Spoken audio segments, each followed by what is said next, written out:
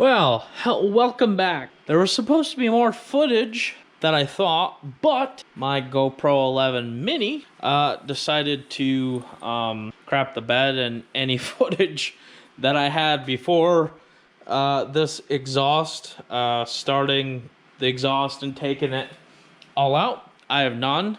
But honestly, don't you missed much? Oh, yeah. Yep. I think the only part all of you missed was kind of the look of the old exhaust. I didn't take any pictures because I thought a lot of this got recorded. So I'm recording on my, just had to double check if it was the 7 or 8. I've always had good luck with GoPro 7. This one's being filmed on my 7 Black. So yeah, I'm pretty much, I'm going to say I'm about a third through the new exhaust. I guess I can tell you, maybe hopefully visualize. But the main thing that's staying is the downpipe.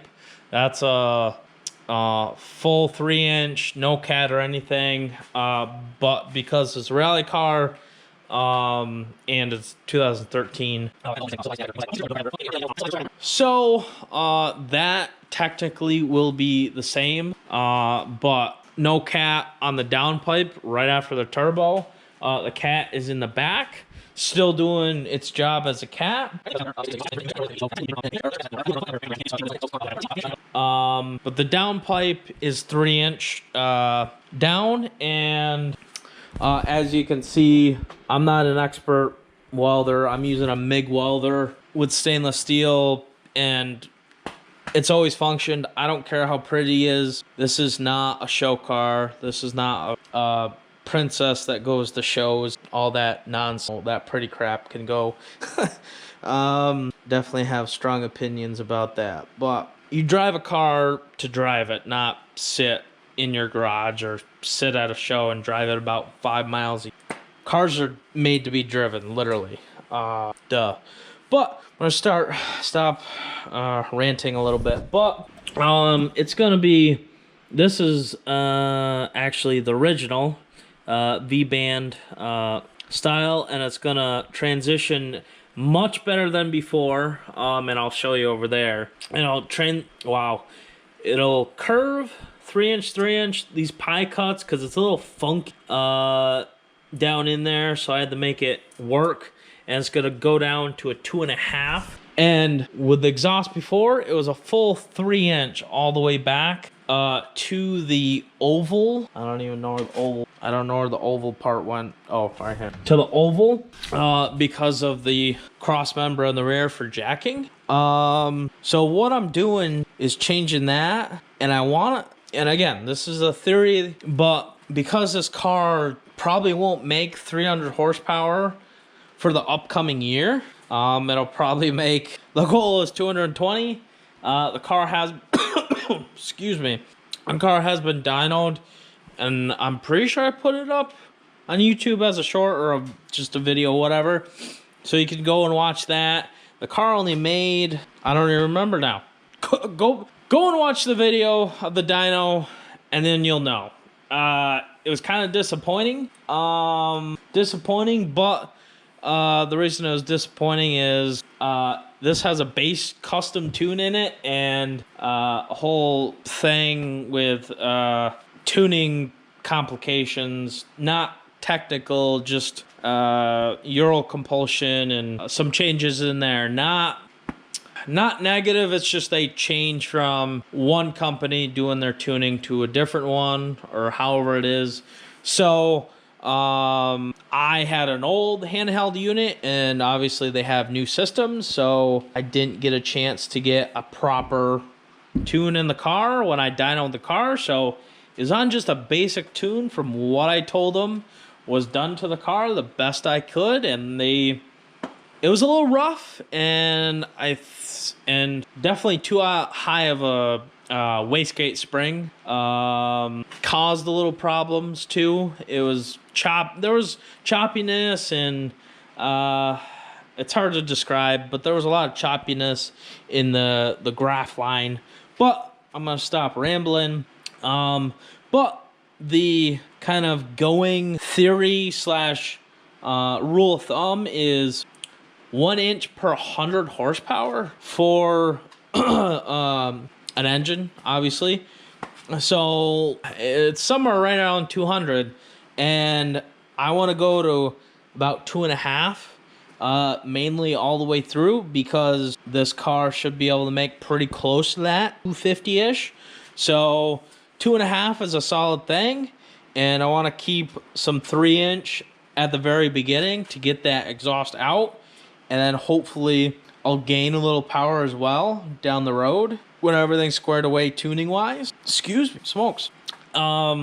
Basically being 1/3 in, right, going back to this, wow, 3-inch down to 2.5, and if you see this, we'll go over here to what it was before, and you can see this was the original part, and then obviously this was over here.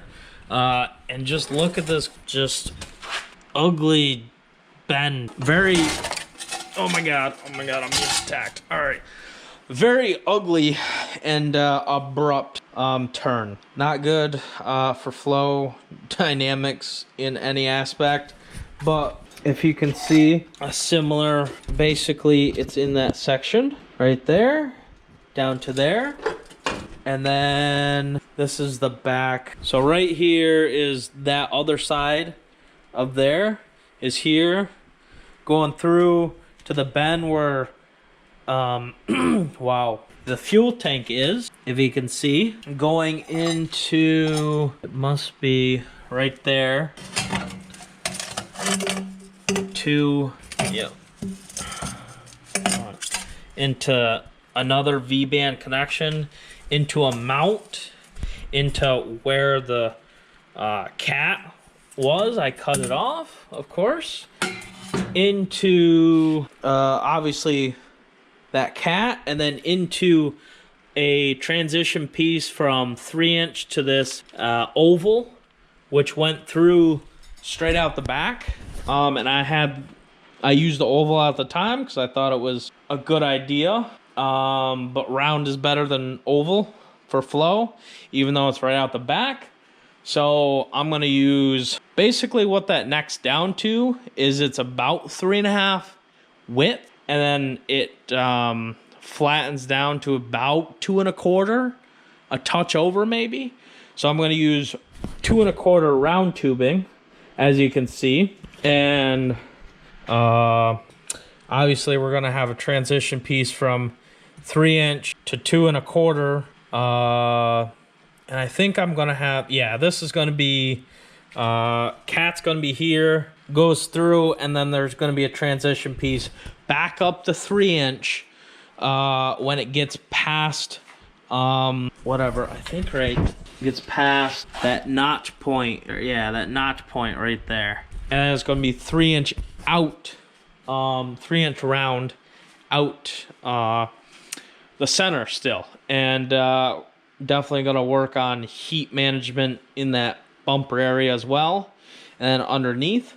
So for probably tonight, I was going to do stuff, but well, I still might. We'll see what time it is right now. I just want to get V-band, yeah, I'll probably just to get the V-bands on that side, and then the other one right there. So I'll have to just get the V-bands tacked up, so kind of can start moving on to the rest of the exhaust. I got a few things that I'm waiting on. I might have to order some more Important. But one special thing, I wanted to hide it, and I didn't want to say much about it. I want to definitely do prototyping on some better exhaust for Dodge Darts. Obviously, this is 1.4 multi-air turbo, and then you got the 2-liter and 2.4 multi-airs, natural aspirated, non-turbo engine, which I could probably make something pretty universal. Obviously, the exhaust forward positions are going to be a little different for mounting, but basically after that everything's the same. Darts are basically carbon copies of each other all the way through.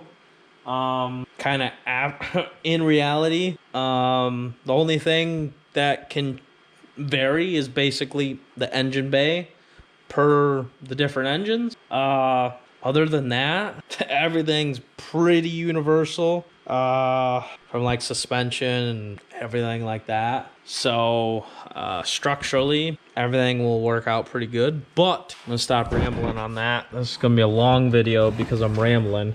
But I'm gonna put if anybody knows what that is, yes, I'm gonna be putting a megaphone in the exhaust for the rally car. And I don't want to get too many things wrong, but basically megaphones are designed, I might be completely wrong. Somebody can say something in the comments to clarify, but basically if you think about it, obviously I got 2.5 down here and it comes up to 4.5 up here, and then it necks back down to 3.5, and I'm going to transition at some point down back to 2.5. So basically, if you think about it, what you're seeing is obviously the exhaust waves and frequency, all that stuff expanding, and then you're contracting back down.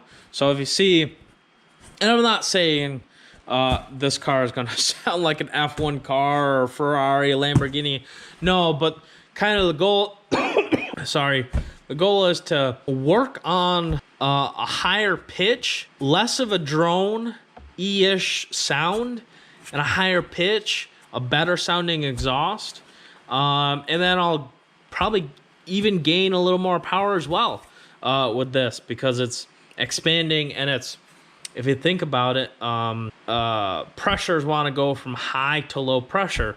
So you got higher pressure because it's smaller, and then you're coming up to this more open area. It's bigger, and it's less, there's less pressure. So you're almost going to accelerate this way, and you're going to come back down.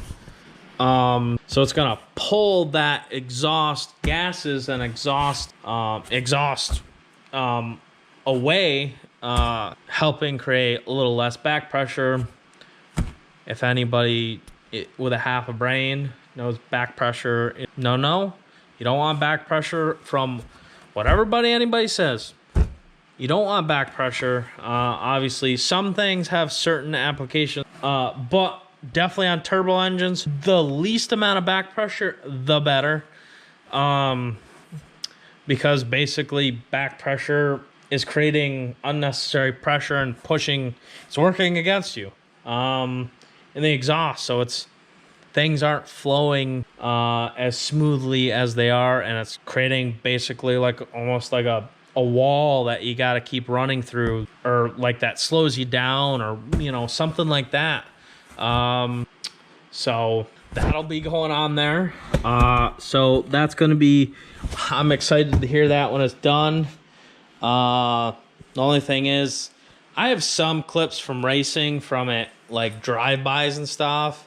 Definitely have cold starts and just non-load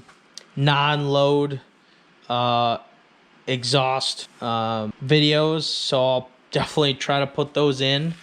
But I'm excited for this. I'm excited for this exhaust. Definitely learned a lot. But I'm gonna stop rambling, and I'm gonna do quick tacks on these and be done for the tonight. Starting a new job Monday, so that's going to be exciting. And definitely the next step into the future, personally and hopefully race-wise. So, and it's not a racing job, but financially it will help with it, and it'll just everything will be better. So, wow. Let me get this tacked up and see you not that long after that, going into something else in the exhaust.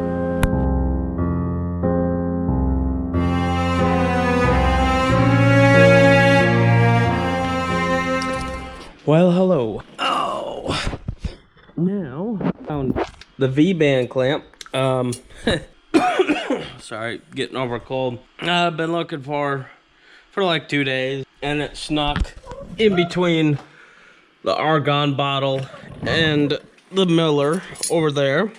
So that was fun, but I got that midsection pipe. I'm gonna say intermediate pipe. That intermediate pipe back in, and I guess I'm way off on these little mountings. Those guys right there, because it's basically lined up and the holes for it are right there.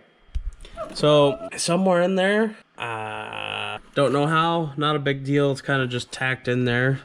But pretty much, there's a lot of room. There's a cable for that CAE shifter, going through there. I'm going to have to, I'm going to have to trim some so it's not rubbing on, that cable. And it kind of, I can see it a little bit right there, but I'm going to, if you can see way back there, right there is that rear jacking plate, and I have a welded rear section back there as well. So I'm gonna start marking stuff up and fit in the back section while I probably wait for where the gas tank and stuff are, and a transition piece from that 3.5 to 2.5. Yeah, to 2.5. And yeah, so I found what I've been looking for 2 days. So quick little update and probably the next stuff. So, you know, stuff.